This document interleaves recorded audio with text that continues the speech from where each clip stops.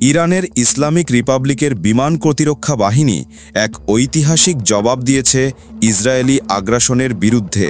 যখন তারা সফলভাবে দুটি অত্যাধুনিক ইসরায়েলি F-35 যুদ্ধবিমান এবং বিপুল সংখ্যক মাইক্রো এয়ার ভেহিকেল ধ্বংস করে দেয়, যা ইরানের আকাশসীমা লঙ্ঘন করে প্রবেশ করেছিল উত্তর পশ্চিমাঞ্চলের সালমাস সীমান্ত এলাকায়, যেখানে ড্রোনগুলো গুপ্তচর বৃত্তি ও গোয়েন্দা নজরদারির উদ্দেশ্যে ব্যবহৃত হচ্ছিল বলে জানিয়েছে